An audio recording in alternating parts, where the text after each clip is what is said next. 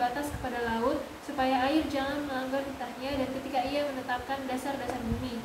Aku ada sertanya sebagai anak kesayangan, setiap hari aku menjadi kesenangannya, dan senantiasa bermain-main di hadapannya. Aku bermain-main di atas muka buminya, dan anak-anak manusia menjadi kesenanganku. Oleh sebab itu, hai anak-anak, dengarkanlah aku, karena berbahagialah mereka yang memelihara jalan-jalanku. Dengarkanlah didikan, maka kamu menjadi bijak, janganlah mengabaikannya. Berbahagialah orang yang mendengarkan daku, yang setiap hari menunggu pada pintuku, yang menjaga tiang pintu gerbangku. Karena siapa yang mendapatkan aku, mendapatkan hidup, dan Yahweh berkenan akan dia. Tetapi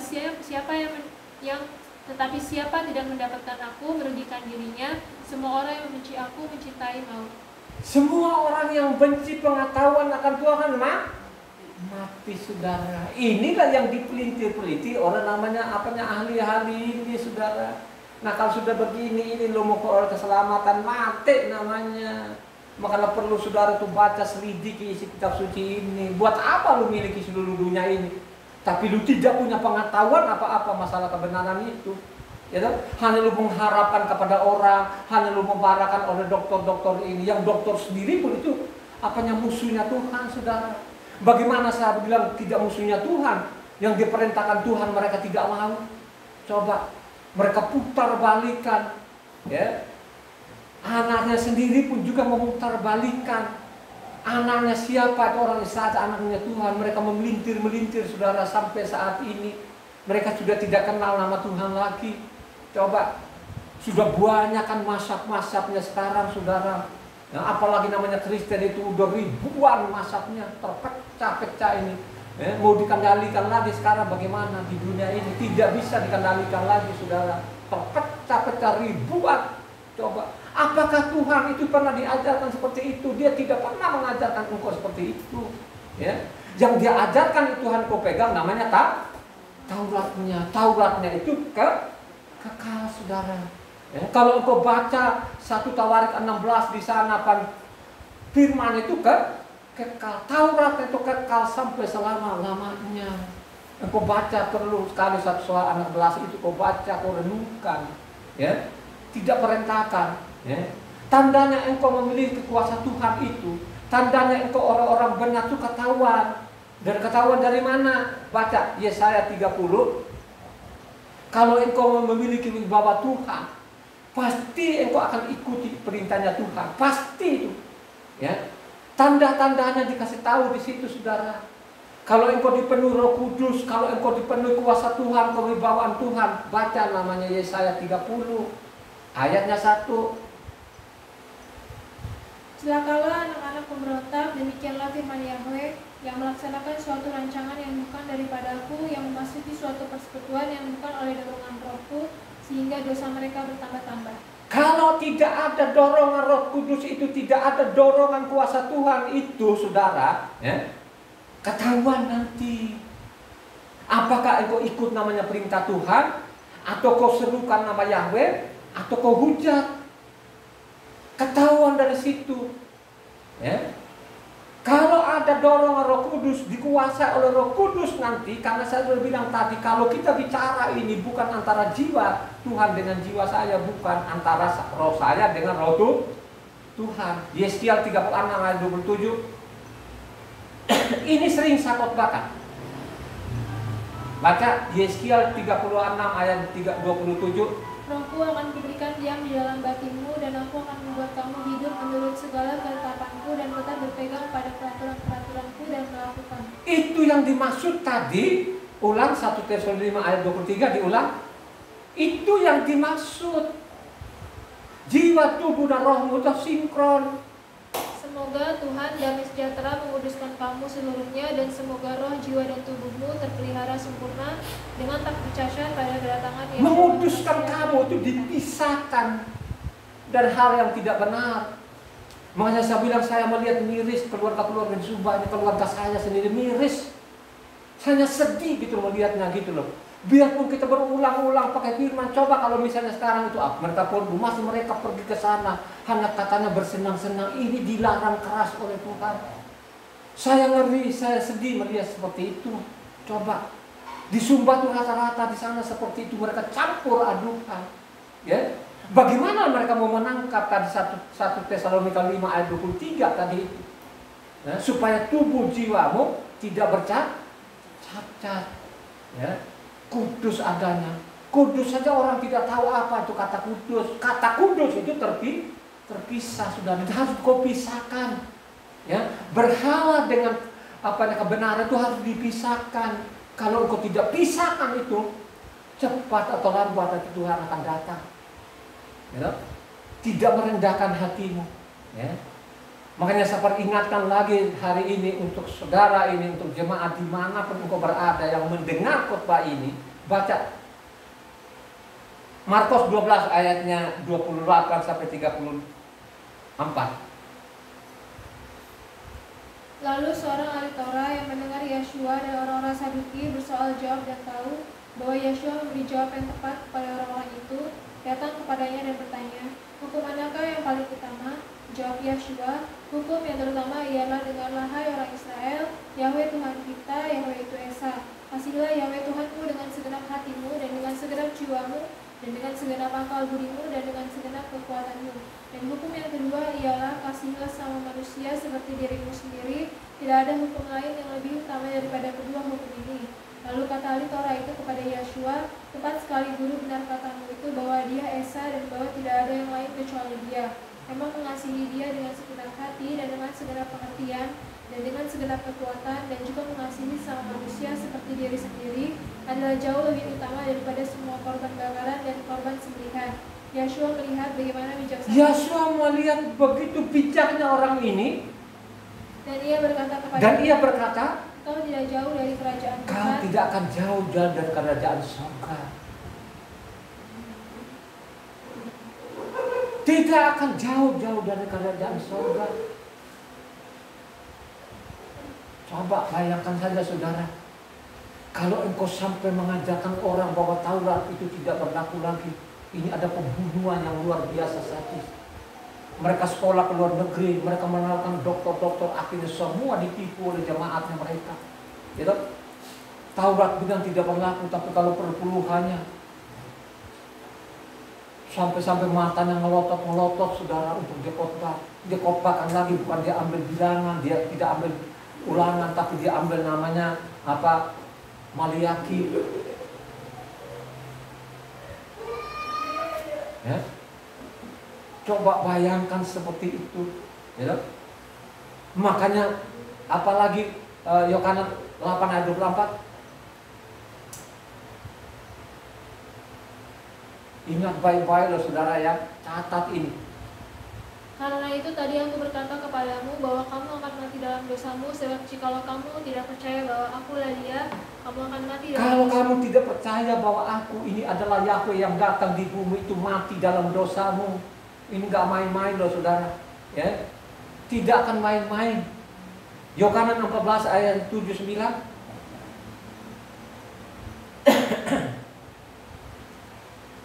Sekiranya kamu mengenal aku, pasti kamu juga mengenal Bapakku. Sekarang ini kamu mengenal dia dan kamu telah melihat dia.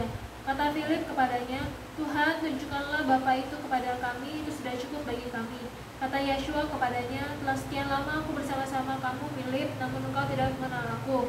Barang siapa telah melihat aku, ia telah melihat Bapa. Bagaimana engkau berkata, tunjukkanlah Bapa itu kepada kami?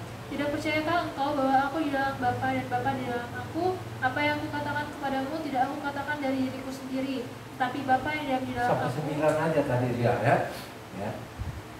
Jadi melihat saya sudah melihat Bapak. Apalagi yang kurang. Inilah pengajar-pengajar sesat ini sudah dari generasi ke generasi ini. Ya, mereka bunuh orang. Coba. Kalau kamu tidak percaya bahwa aku adalah Yahweh itu sendiri, mati dalam dosamu. Kalau engkau baca apa yang dinubuatkan, sudah dinubuatkan ini sebelum dia jadi manusia ini sudah dinubuatkan tadi engkau sudah baca. Yang ditulis oleh Mose, dia perlihatkan bicara dengan Abraham. Mose sendiri pun dia perlihatkan segala kegemilangannya. Kan begitu, coba dia perlihatkan, ya. Dicatat oleh Mose.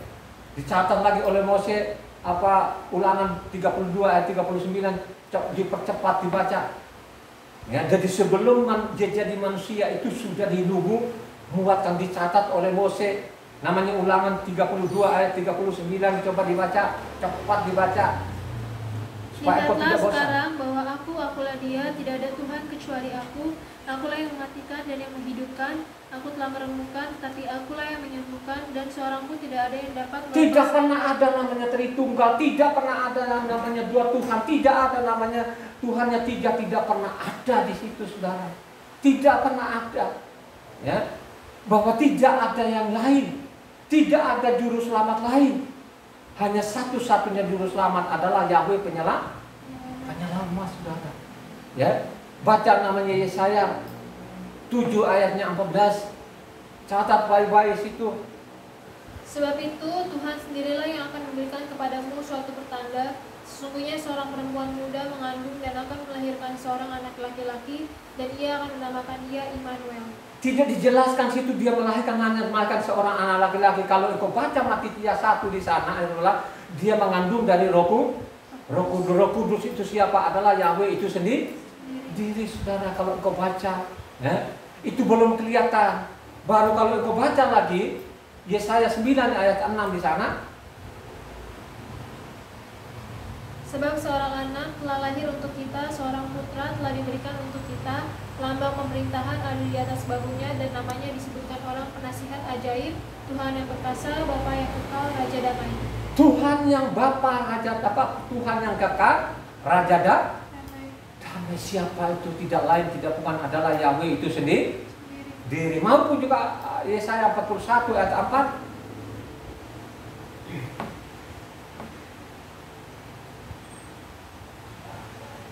Siapakah yang melakukan dan mengerjakan semuanya itu? Dia yang dari dahulu memanggil bangkit keturunan-keturunan. Aku Yahweh yang terdahulu, dan bagi mereka yang terkemudian. Akulah yang terdahulu, akulah yang terkemudian. Makin kelihatan, saudara. Jadi sebelum jadi manusia ini sudah dinubuatkan. Dia tidak ujuk-ujuk, saudara. Kalau hanya engkau dengar dari mereka-mereka ini yang ada sekarang ini, yang banyak miliaran orang, saudara, ya, kamu ditipu habis. Bahwa Tuhan itu lebih dari satu, itu omong kosong, itu tidak benar, tidak sesuai lagi namanya isi kitab suci. Ya. Baru nanti dari tadi makin kelihatan. Ya. Lanjut, Yesaya 43 ayatnya 10 sampai 13, kencang dibaca. Kamu inilah saksi-saksiku, demikianlah firman Yahweh dan hambaku yang telah kupilih, supaya kamu tahu dan percaya kepadaku dan mengerti bahwa aku tetap dia. Aku tetap dia, tidak ada yang lain, tidak ada juru selamat lain. Terus baca. Dan sesudah aku tidak akan ada lagi. Akulah Yahweh dan tidak ada juru selamat selain daripada. Tidak ada juru selamat lain. Aku ini Yahweh juru selamat, tidak ada juru selamat lain. Baca. Akulah yang memberitahukan, menyelamatkan dan mengabarkan, dan bukannya ilah asing yang ada di antaramu. Kamulah saksi-saksiku, demikianlah firman. Kamulah ada saksi-saksi, ini sudah dinubuatkan, nanti saksi-saksinya ada nelayan-nelayan itu terus. Juga seterusnya, aku tetap dia dan tidak ada yang dapat melepaskan dari tanganku. Aku melakukannya, siapakah yang dapat mencegahnya? Sangat jelas ini kalau baca Yesaya 43 ini sangat jelas. Maupun juga Yesaya 44 hanya ayat 6. Yesaya 44 tadi ayat 6. Beginilah firman Yahweh Raja dan menebus Israel, Yahweh semesta alam, aku yang terdahulu dan akulah yang terkemudian, tidak ada Tuhan selain daripadaku. Aku yang awal, aku yang akhir, tidak ada namanya Tuhan yang lain. Tidak ada. Ini dikonek kemana? Wahyu 1 ayatnya 17-18. Dikonek di situ, konek dia di situ, benang merahnya di situ. Tadi dia bilang akulah yang awal, aku yang akhir. Di situ dikonek Wahyu 1 ayatnya 17-18, dibaca yang kencang. Ketika aku melihat dia, tersentuhlah aku di depan kakinya sama seperti orang yang mati. Tapi ia meletakkan tangan kanannya di atasku lalu berkata, jangan takut, aku adalah yang awal dan yang akhir dan yang hidup. Aku telah mati, namun lihatlah aku hidup sampai selama-lamanya, dan aku memegang segala kunci maut dan kerajaan maut. Coba saudara, kurang apa lagi? Kenapa manusia ini digiring sana kemari, dimasukkan ke jurang? Ya, makanya dibuktikan pada waktu tahun 2000 2020 ini ada dilululantakan di dunia ini, ada namanya apa, virus penyakit ini. Apakah virus penyakit ini ujuk-ujuk atau sudah dinubuatkan? Dinubuatkan di mana? Virus penyakit yang merajalela seluruh dunia ini sudah dinubuatkan belum? Sudah dinubuatkan. Di luar di mana? Luka 21 ayat 11, coba baca. Dan akan terjadi gempa bumi yang dahsyat, dan di berbagai tempat akan ada penyakit sampar dan kelaparan, dan akan terjadi juga hal-hal yang mengejutkan dan tanda-tanda yang dahsyat dari Ini langit. tanda kedatangannya sudah nampak, saudara. Kalau engkau tidak baca kitab suci dengan benar, dengan baik, ya, apes kau di dunia ini, ya. Kurang apa lagi, ya. Karena itu tadi aku hidup. Apakah itu ujuk-ujuk? Atau dia sudah mengatakan, sudah dinubuatkan dari awal? Baca Bilangan 14 ayat 21. Bilangan 14 ayat 21. Hanya demi aku yang hidup dan kemuliaan Yahweh memenuhi seluruh bumi. Aku demi yang hidup 28. Katakanlah kepada mereka, demi aku yang hidup, demikianlah firman Yahweh, bahwasannya seperti yang kamu katakan di hadapanku, demikianlah akan kulakukan. Baru kita tahu dia hidup, dibuktikan di mana? Kan dia bilang aku yang hidup. Dia buktikan bahwa dia itu hidup di mana? Tadi Wahyu berapa? 1 ayat 17, 18. Lihatlah sekarang aku itu yang masuk. Sudah paham belum yang saya omongkan itu? Ya, dicatatlah baik-baik, direnungkan baik-baik supaya engkau ini tidak digiring sana kemari. Jadi Tuhanmu berapa? Yakin gak bahwa Tuhanmu hanya satu-satunya? Yakin. Kalau Tuhanmu 2 atau 3 selamat gak? Kira-kira ada Tuhan Bapa, Tuhan Anak, ada gak? Nah, ini kan kata konyol ini, ya. Kalaupun dia di dalam itu aku di samping Bapa, aku diutus, itu kan karena memang dia bicara karena dia manusianya.